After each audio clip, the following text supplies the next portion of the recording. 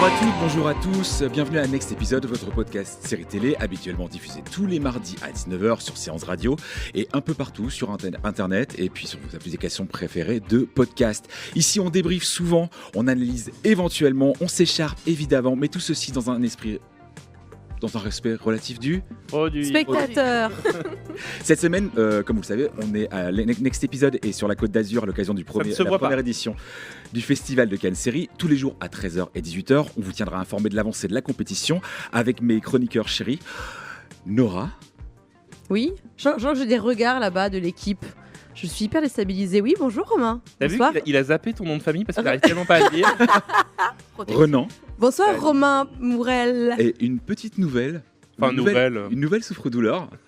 Perrine Kenson, à elle, je dis son nom de famille, vous avez vu. Ah, en plus, c'était bien dit. Salut Romain. Enchanté, comment vas-tu ? Ça va.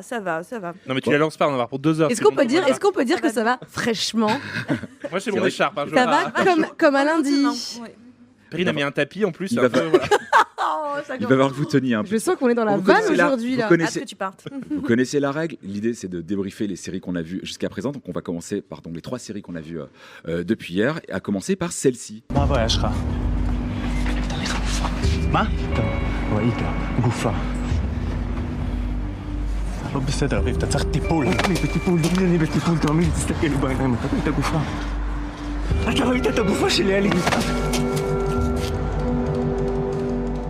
When Heroes Fly, série israélienne créée par Omri Givon, d'après un bouquin de Amir Gunfrod. Ah mais évidemment. Ah oui, évidemment. On l'a lu, comme Harry Kéber. Alors c'est l'histoire de 4 ex-amis, 4 militaires qui ont survécu à une attaque du Hezbollah lors d'une opération de retour au pays. 11 ans plus tard, ce ne sont plus les mêmes hommes, la guerre et la douleur les a changés, mais les destins vont les réunir lorsque ils vont se mettre à la recherche de Yeli, la sœur de l'un et l'ex-compagne de l'autre. Est-ce que cette série vous a emballé ? Non. Nora ? Voilà. Alors moi c'était un nom franc. Alors moi j'aime juste le physique de ces hommes que vraiment t'as sont tout dit, très là. très beaux. T'as tout Je veux dit. dire ça fait Romain tu nous disais que ça faisait un petit peu aussi pub office du tourisme Tel Aviv et c'est pas faux. Et c'est vrai que si on va en Israël, je pense qu'on peut se faire plaisir au niveau des jeunes hommes. Voilà. Moi c'est le seul truc qui m'a plu dans cette série. Alors en vrai, le titre il est quand même très trompeur, on dirait une série de Avengers. Et ben alors pas du tout, hein. N'y allez pas pour rigoler et pour voir des gens voler, ils voleront peut-être pas parce qu'il y a eu une bombe qui est arrivée sur le sol. Moi je me peut-être qu'ils volent à la fin mais qu'on n'a pas vu les peut-être épisodes que dans suivants. le 2 en fait. Peut-être qu'à voilà. Renan, qu'est-ce que t'en as pensé ? En fait, ça démarre pas bien. Il y a un tournant au milieu où on se dit c'est peut-être pas si nul et puis en fait si.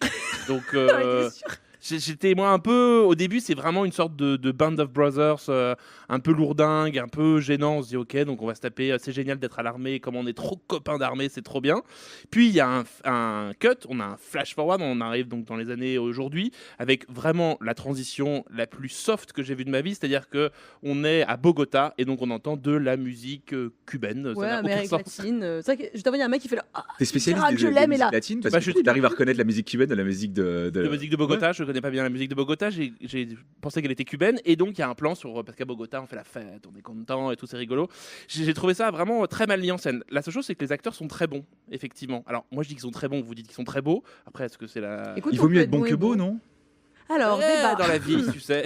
Ça dépend, ça dépasse, mais je pense que les deux sont bien aussi. Ça vous intéresse pas de voir une série israélienne qui parle du traumatisme de la guerre ? Ça vous a pas Mais on aurait adoré qu'elle parle du traumatisme de la guerre, mais en fait c'est plutôt une sorte de petit mouchoir israélien avec un peu d'Arlan Coben dessus parce qu'il y a un mystère. Est-ce qu'elle est morte, est-ce qu'elle est pas morte, tout ça.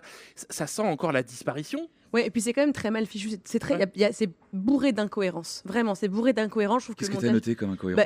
Pourquoi le type dont la meuf est donc serait disparue accident de voiture il y a 11 ans. La nana était avec un autre mec dans une bagnole. Donc potentiellement, on sait que ce corps n'a pas été retrouvé et il apprend 11 ans plus tard, il tombe des nues. Oh là là, en fait, on n'a pas trouvé son corps et le cercueil était vide. Comment c'est possible? Toi, tu pardonnes pas beaucoup de choses. Mais non, parce que sérieusement. Non, en 2018, il y a un moment où on ne peut pas nous prendre pour des cons. Je veux bien suspendre mon disbelief, comme on dit en anglais, je sais pas comment on dit, mon incrédulité, mais il faut pas me prendre pour une débile. Comme le coup du trousseau de clés qui ouvre toutes les portes là. C'est des postiers, ils sont facteurs en plus d'être barman. Il y a photographe, il y a un couple de gens qui arrivent, ils font salut, j'ai vu ta photo dans le journal, ça te dirait pas de me montrer tes rushs? Bien sûr, mec, je vais te faire un café. Et là, soudain coup, ils voient sur la photo un truc qu'il a pas le droit droit de voir, cassez-vous de chez moi. Ça n'a Mais aucun surtout, sens. le jour où moi, les médias pour lesquels je bosse filent mon adresse Ah, mais bien à sûr. quelqu'un qui dit elle habite où, j'aime bien son travail, mais je pense que je porte plainte immédiatement en Donc, fait. il y a des demandes, Nora, pourtant. Tu sais, il y a beaucoup Et de demandes. pourtant, Non, il y a ça, et puis surtout les personnages sont vraiment tous caricaturaux, c'est-à-dire on a donc le déglingo qui n'a pas survécu au drame de la guerre, donc lui il en fait vraiment bien des caisses, hein.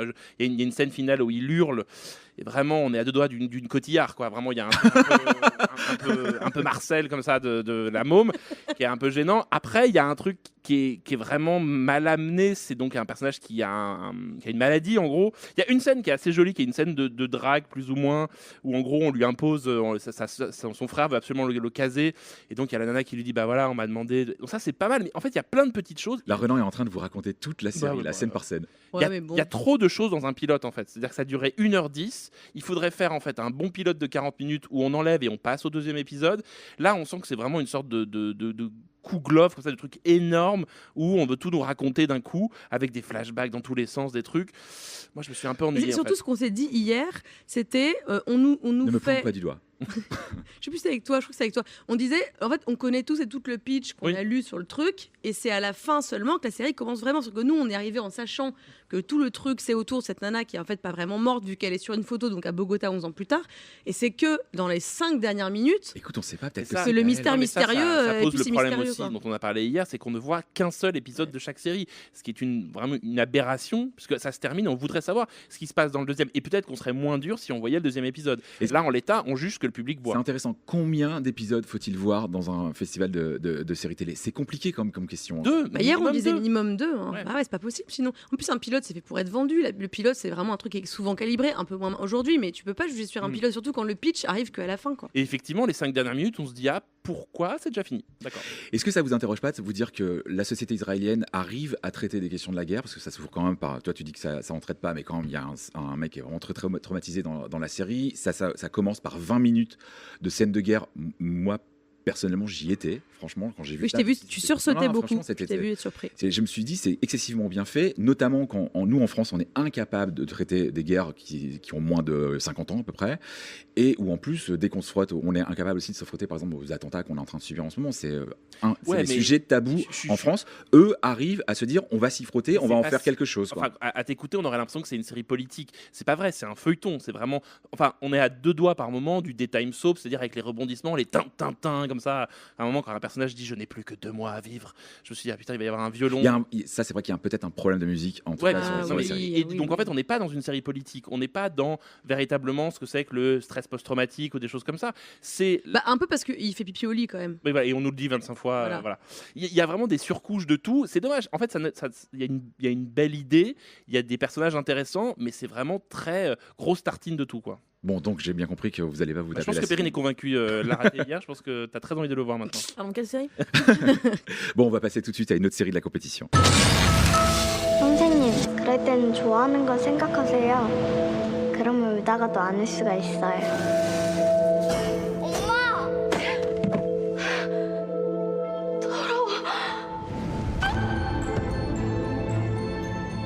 엄마가 뭐 하고 있었는지 확인하셨어요? 그 시간에? 예? 그리고 같이 사는 남자가 있어요. 해나가 죽었으면 좋겠어. 아이를 찾든 못 찾든 아동학대 혐의가 있으면 영장 청구할 거야. 지금 해나는 죽어 있는 게 모두에게 좋아. 선생님은 엄마가 안 좋았어요? C'était donc le trailer de Mother, série coréenne de Park Ji-young, j'espère que je n'ai pas écorché son nom à lui, l'histoire d'une institutrice qui découvre que l'une de ses élèves est victime de violences parentales et qui décide donc de l'enlever. Alors, stop ou encore pour Mother? Oula. Moi, je dirais encore. Encore, juste pour voir Nora l'épisode de. Pardon, mais par curiosité, moi, j'attendais cette série. J'en ai parlé dans le premier épisode de Next Episode à Cannes. Je trouve ça très long, ça dure 1h06. C'est long, c'est un peu mélo, parfois avec la musique, il y a des trucs qui sont pas Même un peu nécessaires. mélo. Un peu, ouais, je trouve ça tellement poli. Bah ouais, j'essaie de plus que j'étais pas très polie hier, j'étais un petit peu plus mesurée. Non, mais c'est vrai qu'avec la musique, on disait c'est des trucs coréens, c'est-à-dire que c'est culturellement, tu fais ça en France, tout le monde se fout de toi, tout le monde te dit bouh mais c'est pourri. Et dans les productions coréennes, il y a beaucoup de musique mélo comme ça, donc c'est pas très choquant, mais moi ça m'a un peu emmerdée. En revanche, j'aime bien l'histoire, c'est parfois un peu grossier. Je trouve que la gamine elle est formidable, c'est très émouvant. La fin m'a un peu réveillée parce qu'à la fin c'est assez violent et assez tendu. Donc juste pour voir, pour voir si c'est. Je pense que l'épisode 2 sera super bien. Perrine, spécialiste des séries coréennes? Tout à fait pas du tout. Non, très honnêtement, voilà, je suis pas quelqu'un qui est particulièrement spécialisé dans la série coréenne. J'ai expliqué un peu plus tôt en antenne que j'ai plutôt vu des dramas adolescents, des K-dramas adolescents qui pour le coup ont un certain rythme, ont un sens limite de la telenovela, c'est quasiment, c'est vraiment ultra dramatique. Oh mon Dieu, il a fait ça, enfin c'est un peu ça. C'est hyper bien imité. Ouais. Vraiment, mais j'essaye pas en coréen, Non, parce que je maîtrise pas encore. Elle a travaillé son accent coréen. Ouais, c'est voilà. super bien fait. Mais par contre, voilà, là pour le coup, on est moins dans ces tensions-là, parce qu'en plus, il faut se dire que la scénariste de cette série, c'est la co-scénariste de Park Chan-wook. Quand j'ai lu ça, je suis un peu tombée poliment des nues quand même, parce que quand on voit Lady Vengeance ou n'importe quel film de Park Chan-wook d'ailleurs, parce que celui-là l'a coécrit, on n'est pas du tout dans le même style quand même. Là, on est quelque chose de très très très étiré, très contemplatif. Oui, contemplatif. C'est-à-dire que vraiment, il y a voilà, le 8e plan d'oiseau qui vole, j'en avais un petit peu marre. Ça prend énormément son temps. Ce que vous disiez tout à l'heure sur la série israélienne, vous disiez c'est que dans les 5 dernières minutes qu'on comprend le pitch qui nous était raconté quand on lit le synopsis. Ben, c'est exactement le même problème avec cette série, c'est-à-dire que dans le synopsis, on sait dès le début que le personnage de l'institutrice va prendre une enfant, enfin kidnapper une enfant. Oui, bah ça arrive littéralement. Et encore, elle n'a même pas tout à fait kidnappé à la fin. Mais est-ce que c'est pas kidnapper. est-ce que c'est pas l'enfance de l'art d'un épisode pilote, enfin, d'être non, un peu didactique et de prendre les gens un peu par la main? Non, je suis pas du tout d'accord avec ça. Ouais, C'est-à-dire que le problème qu'on a avec ça, évidemment, tout à l'heure, la série israélienne, il y avait trop de choses. Et là, je trouve qu'il n'y en a pas assez. C'est-à-dire que vraiment, on sent que c'est de la série coréenne à vocation internationale. C'est-à-dire que ça pourrait être déglingo, quand on connaît le cinéma coréen et même les productions assez folles du cinéma coréen, il y a quand même une opulence et un sens de l'outrance dans leur cinéma qui ici est complètement éteint. Il y a 2-3 scènes où on se dit ah ouais, là ça y va, sauf qu'ils ont remplacé l'outrance par des violons, par de l'émotion, et je trouve que l'émotion elle passe pas très bien en fait. C'est-à-dire que moi j'ai l'impression que c'est assez culturel. En fait, c'est pas bavard du tout, mais je m'attendais pas justement à cette outrance dès le début, rien qu'avec la cinématographie ultra pastel et tout, je m'attendais pas du tout à un truc comme ce que je peux aimer dans le cinéma coréen. Donc j'ai pas été si choquée que ça et pas si déçue. En revanche, c'est vrai que c'est étiré, je suis d'accord avec ce que dit Perrine, et avec toi, il y a pas assez. Vraiment, Moi, c'est un peu je vite. trouve assez dur quand même. Ça m'a fait du bien justement d'avoir moins de walk and talk, etc., d'avoir des choses un peu plus. Alors effectivement, c'est assez long, ça dure 1h06, qui est quand même un format série assez. Enfin, nous, on fait pas des 1h06 quoi, ou alors c'est un téléfilm quoi. Mais c'est. je viens de dire le mot, hein. Il y a un petit côté téléfilm. Il y a un quand petit même, côté téléfilm, mais justement. Tu dis pas assez de choses en soi, donc. Ça m'intrigue de voir ce qui se passe après quand même. J'aimerais les voir. Je pense que ça peut très vite dégénérer en road movie, peut-être intéressant. On revient sur le même problème, c'est-à-dire montrer qu'un seul épisode, on reste forcément sur notre fin, et donc on ne doit juger que ce qu'on voit. Moi, je sais pas comment le jury va délibérer, parce qu'on voit des embryons de série en fait. C'est-à-dire qu'à un moment, là, il y a 2-3 scènes un peu extrêmes. Le méchant beau-père, il est vraiment très très très très méchant. Ah bon Ouais, il est très très méchant. Mais je trouve que c'est pas suffisamment extrême pour qu'on retienne la série. Il y a un petit côté un peu, si on doit faire un parallèle avec la France, un petit côté un peu série TF1, c'est-à-dire bien casé dans les cases. C'est lisse. En fait, c'est lisse. Et c'est marrant parce que en fait, c'est adapté d'un format japonais, si je me trompe pas. Ouais, c'est ça. Et on voit bien quelqu'un comme Koreeda, cinéaste japonais, qui a fait aussi pas mal de séries, faire ce genre de choses. Mais il l'aurait fait, à mon avis, peut-être. Un tel père, tel fils. Tel père, tel fils. Très. Là, il y a Justement, je te coupe un peu parce qu'il y a juste. Bien. Mais je te coupe. Non, mais c'est juste qu'il y a justement par rapport à tel père, tel fils, c'est très bien de nommer Koreeda, parce que moi, ce qui pourrait m'intéresser dans la suite de cette série, c'est justement le discours sur ces deux mères qui sont très différentes. Donc cette mère, la mère de la petite fille, et la mère par procuration, substitution, enfin je ne sais pas à ce niveau-là. Qui est l'institutrice. L'institutrice qui ne voulait pas être mère et qui va devenir mère pour sauver la gamine. Et je trouve que ce discours-là sur la différence d'appréciation de la maternité, de découverte de la maternité, pour le coup, ça, c'est ce qui, moi, me ferait continuer la série. Sauf qu'en effet, dans cet épisode pilote, c'est pas quelque chose Moi, j'ai l'impression que c'est quand même la promesse de la série, qu'on va aller plutôt vers ça dans les autres épisodes, mais effectivement, on ne peut pas le savoir le encore. Le vrai problème que j'ai, c'est que quasiment depuis le début du festival, je ne vois que des séries, à part celle dont on va parler dans quelques instants, où je me dis, il n'y aura pas de saison 2. Et je trouve ça quand même problématique. C'est-à-dire que là, on se dit, ok, en fait, commenter, tu vois un épisode, tu décides qu'il Mais y aura non, pas de mais saison je comprends tout à fait. je ne cette sens pas la réaction. Mec dans une chaîne, sensation. hein. Je ne sens pas la sensation qu'on va me raconter une histoire qui va durer des années, que je vais vivre avec ces personnages. Quand même le propre de la série télévisée. Et j'ai l'impression de voir un film découpé en morceaux tel que. Non, mais là, il fait 16 épisodes, je pense que ça sera très bon, ça suffit. Bah ouais, mais c'est pas. Enfin, je trouve Ah, que la c'est série une aussi, c'est un mini-série longue. symptôme de l'industrie aujourd'hui qui ne sait plus faire de la série télé. Elle fait des morceaux de films découpés. Oui, tu veux Mais dire, est-ce que il y a c'est plus pas de ça feuilletonnant. Il n'y a plus de feuilletonnant. Est-ce que c'est pas ça l'intérêt d'un festival comme Cannes Série, c'est de nous montrer des séries et des techniques, des procédés, d'une façon de faire des séries télé qui mais- n'est pas la même que celle que nous on peut connaître en France ou alors dans Je le trouve cinéma que là, justement, américain elles ou se ressemblent britannique. toutes. Mais là, pour moi, sinon, ça fait très truc réservé aux pros. Regardez comment on fait ailleurs et point. Pour moi, il n'y a plus de Non, parce compète, il que n'y a plus de l'idée, ça public. peut aussi être d'ouvrir un peu entre guillemets la fontanelle du public, leur montrer des choses qu'ils n'ont pas l'habitude de voir. Le public qui vient à Cannes Et Série j'ai peut pas être très l'impression populaire aussi. Vraiment, de ce qu'on a vu, que les choses soient si fondamentalement différentes. Après, il y a des tons différents. Globalement, on n'a vu que des histoires de disparition. À part la série C'est dont on pas va parler faux. là, on a vu que des histoires de disparition. Donc peut-être que le programmateur de Cannes Série a un problème avec la disparition, je ne sais pas. Mais il est obsédé avec cette. Mais ça dit Peut-être aussi. qu'il a disparu. Peut-être qu'il a disparu aussi. Mais ça dit quelque chose aussi de l'état de la série. À mon avis, je pense qu'il a pris aussi ce qu'il trouvait. C'est-à-dire Tu veux que. dire du. Non, Il a non, pris, il a non. pris des. Non, il était dans. Voilà, il n'y a plus que des séries de disparition. C'est-à-dire, on est obsédé par ça dans les séries. Il y a quelqu'un qui disparaît et qu'est-ce que ça change.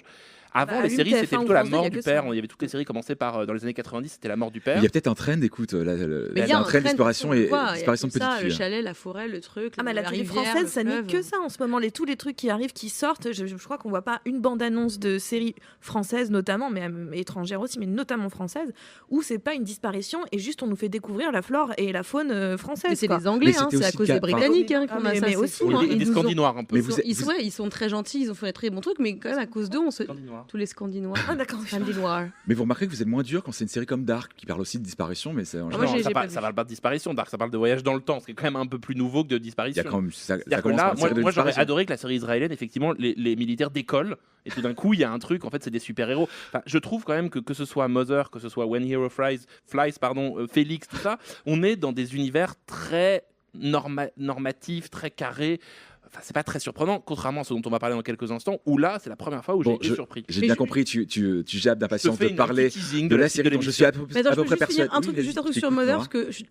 parce que quand même, c'était pas moi j'ai bien aimé, mais pour rebondir sur ce que disait Perrine sur la maternité, juste si je peux conclure sur ça, parce que moi j'ai quand même envie de voir la suite, parce que il y a 3 mères dans le film. Mm. Il y a la maman de l'héroïne qu'elle voit plus, elle la cherche. Il y a elle qui veut pas être mère, qui va être mère, et il y a la maman de la fille qui voulait pas être mère. Ouais. Et ce qui va être intéressant, je pense, c'est l'atavisme familial. C'est comment on gère, Ouais. comment est-ce que peut-être que cette meuf-là qui a enlevé la gamine va devenir violente, va découvrir qu'elle veut pas Filer d'enfant. la suite du scénario Ouais. à Nora, c'est une bonne idée.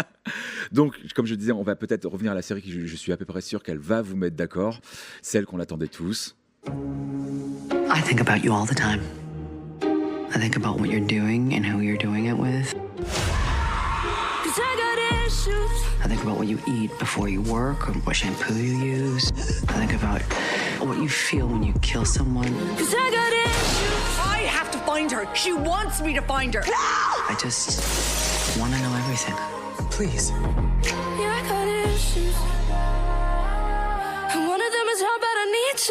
Rapprochons, c'est plus. Alors, on vient d'écouter la bande-annonce de Killing Eve, la série événement de la BBC America, créée par Phoebe Waller-Bridge, créatrice de l'excellent Fleabag, avec Sandra Oh, comédienne de l'excellente série Grey's Anatomy. Alors, Ça avec un peu de mépris, et c'est pas beau. J'aimerais que tu le refasses avec beaucoup d'amour. Bon, alors ce thriller comique sur fond de tension lesbienne Alors ça, c'est dans ta tête. en apprentie Ça, c'est espionne complètement- Moi, je rejoins et tout à fait. tueuse aguerrie, est-ce que ça vous a emballé? Ah bah c'était Noël là, Oh non. carrément.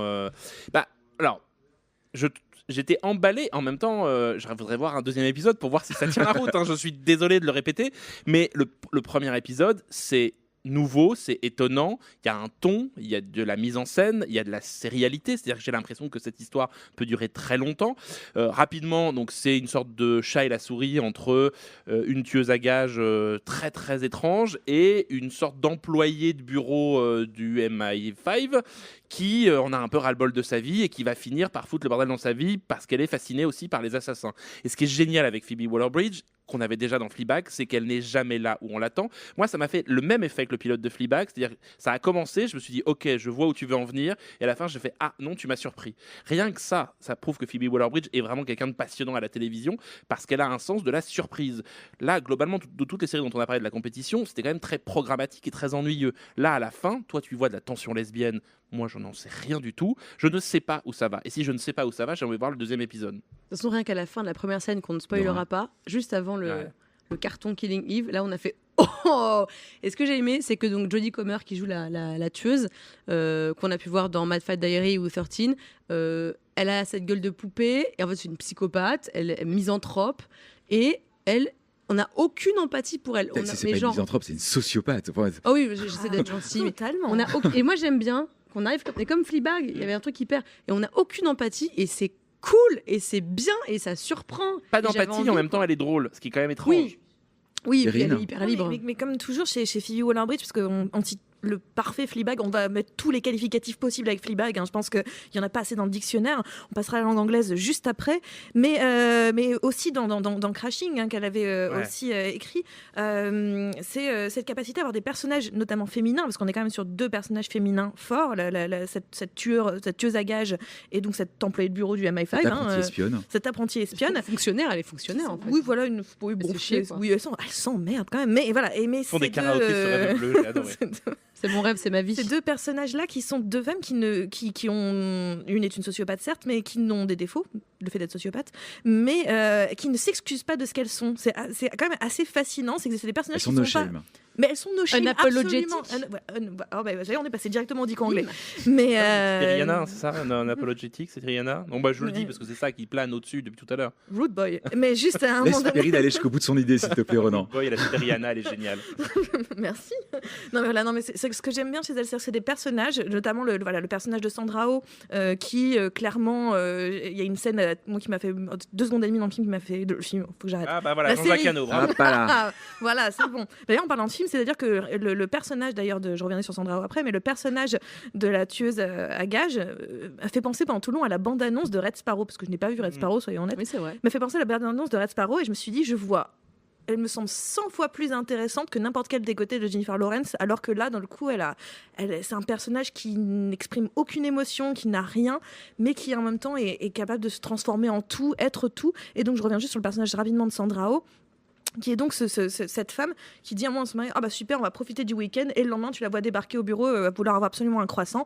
C'est un personnage qui ne s'excuse pas de travailler, qui ne s'excuse pas d'être scalé, qui ne s'excuse pas de potentiellement avoir une vie qui est peut-être plus importante que celle de ses. J'ai pas l'impression qu'elle soit super ravie de se pointer au bureau un samedi matin, si.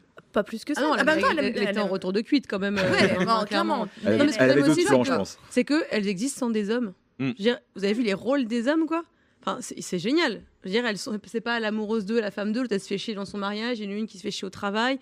Le mec, le vieux, avec qui est le binôme, un peu le boss, on sait pas trop quoi, elle se fout un peu de sa gueule. Enfin, elle couche avec 2 mecs dans le pilote. Sont pas ridicules, ils sont pas ridiculisés. Ils sont le mari drôles. est génial. Elle a une belle complicité aussi avec justement son supérieur, je trouve. Ah oui, mais justement, c'est que les mecs sont un peu des sidekicks. Elles vivent pas.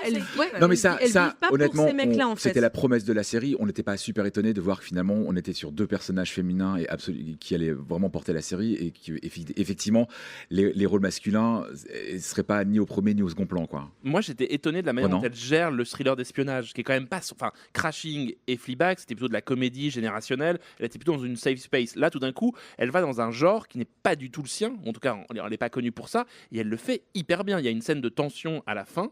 Notamment une scène dans des toilettes de femmes, formidable. Et le génie de Phoebe Waller-Bridge, le génie du pilote, c'est-à-dire qu'elle sait écrire. Le génie, comme tu y vas. Ah mais le génie absolument. Hier j'étais bluffé en me disant, c'est pas parfait, évidemment il y a des trucs ça pourrait aller plus vite, tout ça, mais ce qui est fascinant c'est qu'elle vous donne à manger, c'est-à-dire qu'à un moment elle vous récompense de regarder sa série. Et donc la scène dans les toilettes, il se passe rien quasiment. Parfait. Ça imprime la rétine et tout d'un coup, on se dit ok, je veux voir la suite. C'est ça un bon pilote, c'est qu'à un moment, on nous a donné une promesse. Moi, j'ai une promesse de série. Je n'ai qu'une envie, c'est de voir la suite. Tu signes. Je signe Surtout, exactement. je suis d'accord avec toi, c'est un vrai thriller. Moi, j'attends derrière une vraie enquête, un vrai thriller, un vrai lien compliqué entre les personnes. J'ai pensé à Alias au début en regardant la Il y a de ça, série. effectivement. J'ai pensé à Alias et Plus The Office en même temps. Oui, avec le partenaire du bureau qui est magnifique. Et le côté un petit peu My Crazy Ex-Girlfriend légèrement. Vous insistez toutes et tous sur l'aspect thriller, film d'espionnage, enfin série d'espionnage. On rigole beaucoup quand même. Très honnêtement, c'est une comédie thriller. C'est méchant, quoi. Mais comme c'est ce qu'on vient de dire, c'est Alias plus The Office. Enfin, il y a côté vraiment Alias et The Office. Pour moi, ça fait un peu le. Perrine vient dire que Phoebe Waller-Bridge est méchante. Hein. Non, elle est méchante, mais elle est pas méchante. Genre, Elle est vilaine. Elle est pas méchante. Elle est vilaine. Non, mais elle est pas méchante pour être gratuitement. C'est quelqu'un qui sait juste va dire elle est honnête. Donc parfois être honnête, ça pique, ça fait brutalement mal. Honnête. Elle est brutalement honnête. Et moi, ça m'amuse énormément. Elle a un côté, elle aime bien faire du mal aux enfants. Il y a un truc qui est quand même assez jouissif dans la série. Là, c'est génial. 2 fois de suite, elle met des enfants dans des situations un peu horribles. Et en plus, elle le fait sans aucun voyeurisme ou même une sorte de retenue. On a un peu, dans la série coréenne, il y a un peu un côté plaisir de voir cette petite enfant se faire attends, là, elle prend quand même vachement de plaisir à ce qu'elle fait. On peut pas dire quoi, mais. Sauf qu'elle le fait avec. Je trouve que dans son regard, dans la manière de filmer ça, il y a un côté très méchant, très sale gosse, mais elle vous dit, c'est pas la peine d'en jouir en fait de cette méchanceté. C'est-à-dire que toute la scène en Italie, il y a un truc un peu décalé, un peu étrange. Il y a quelque chose d'assez inquiétant surtout. En fait, on parle d'une série sans vouloir raconter ce qui se passe. Mais toute la scène en Italie, on se dit, ok, on n'est pas là pour rigoler en fait. C'est-à-dire que quand c'est violent, c'est violent. Et alors, excuse-moi, c'est une série pour BBC America. Est-ce que vous pensez qu'elle peut cartonner aux États-Unis? Parce que c'est un humour assez british aussi. Ça se passe en Angleterre. Je pense qu'il faudrait qu'on envoie notre pitch The Office plus Alias. Je pense que là, les Américains signent. Hein. Moi, je sais pas. J'ai l'impression qu'il y a encore très peu de porosité entre ces univers-là. Michael Kenneth Williams t'avait dit que ils ont du mal déjà à voir ces séries-là. Et je sais pas si même ils ont envie de voir d'autres choses. C'est quand même un pays qui a une production cinématographique et sérielle qui est importante. J'ai l'impression qu'ils sont pas hyper ouverts aux autres cultures et peut-être pas trop à l'humour british en fait. Peut-être que là il y aura des ponts.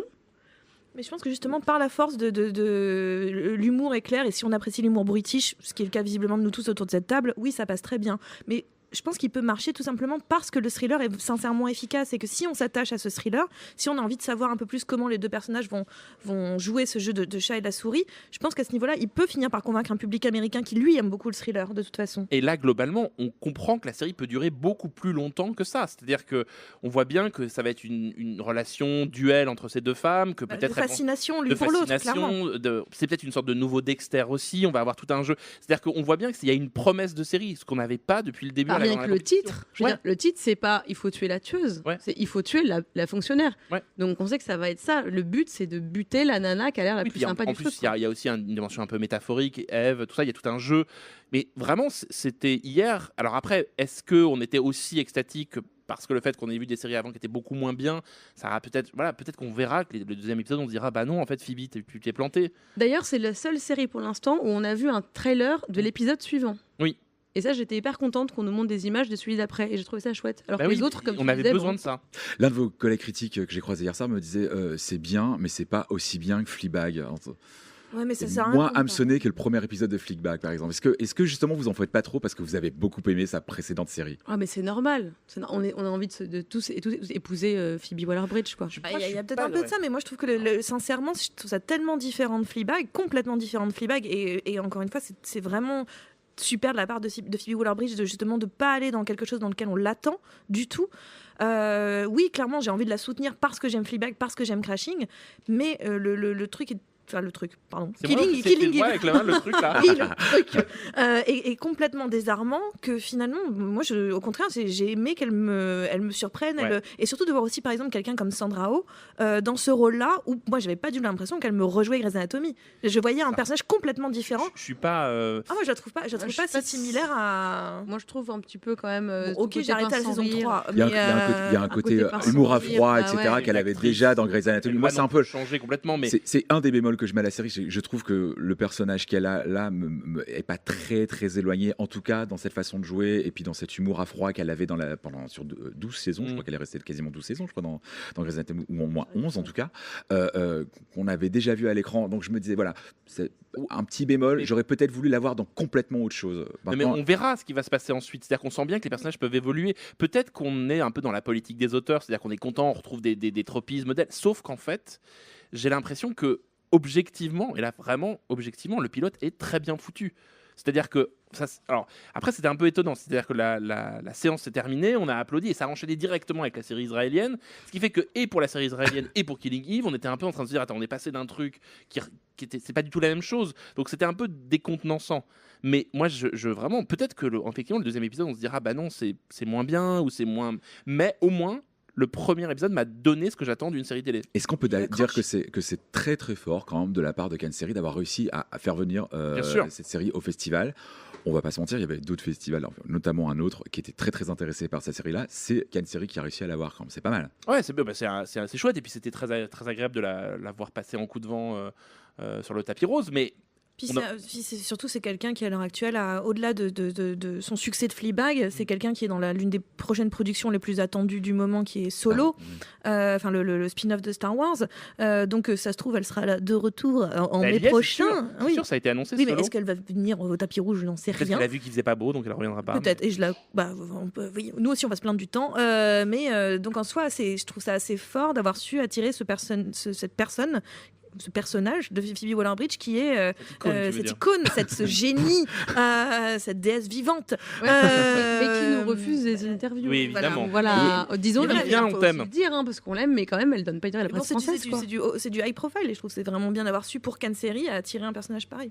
Bon, on a compris, vous êtes persuadé que ça va être un chef-d'œuvre cette saison. Vous êtes sur la promesse d'un épisode déjà, vous êtes super emballé. On est content, c'est déjà pas mal, on va pas se faire engueuler parce qu'on est content. Très bien, merci beaucoup.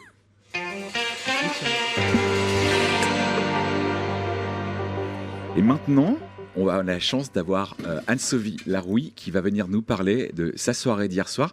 Je crois, si j'ai bien compris, elle a encore une fois été traînée un petit peu du côté du festival, dans les soirées, ni les soirées A, ni les soirées B, mais plutôt les soirées Z. Les soirées C plutôt, le groupe des nuls. Non, hier je vous racontais ma soirée entre montée des marches et vin d'honneur puis que le. Vin d'honneur puis que le nom de ma sextape. Voilà. Et j'étais contente de cette dualité, mais là ça y est, je crois que ça fait trop longtemps que je suis là. Je m'habitue. Je deviens canoise, je commence à critiquer la politique de la Comcom. J'ai les lèvres gercées à cause du vent. Dans 2 mois, j'ai des bracelets, un pantalon blanc et un voilier. Je suis macroniste, c'est sûr. Ce matin, voilà, j'étais là, je zonais, je déprimais un peu parce qu'il bruine. Puis il y a un vent à démater un tonnier dehors. Il y a des travaux dans la ville partout. Clairement, ils veulent qu'on se casse. Je me sentais comme quand je vais en week-end chez mon frère, mais trop longtemps. C'est-à-dire qu'à un moment donné, il arrête de me proposer du café et là, c'est qu'il faut que je rentre chez moi. Puis il s'est passé un truc trop mignon qui m'a fait penser que finalement, cette première édition de Cannes Série, elle a un bon karma. J'étais devant les marches vides de ces people. Et en bas des marches, j'entends « Excusez-moi, vous voulez pas ma place ?» C'était Ingrid Chauvin, non? Ah non, pardon. Mais non, c'était une petite vieille. Ah, pardon. J'ai dit, mais vous êtes sûr, vous voulez pas aller voir Moser? C'est dommage, il paraît que c'est hilarant. Donc j'ai pris sa place et je suis allée voir Moser. Bon, j'ai quand même enregistré des trucs. Je vous mets un extrait. Alors attention, ceci n'est pas le Futuroscope.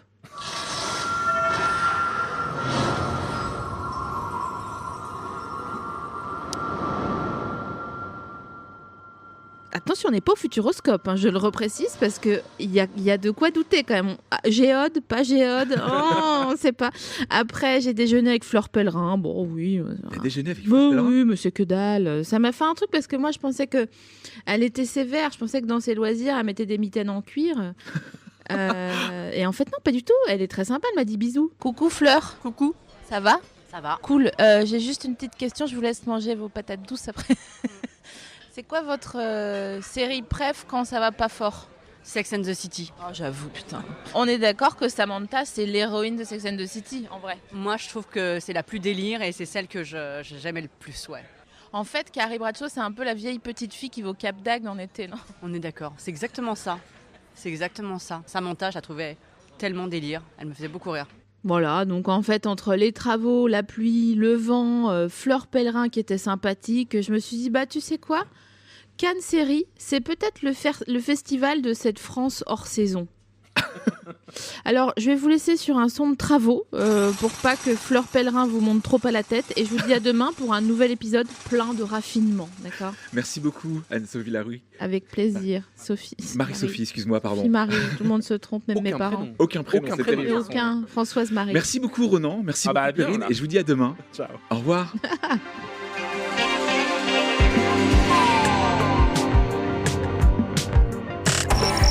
C'était Next Épisode sur Séance Radio, en direct de Cannes Série.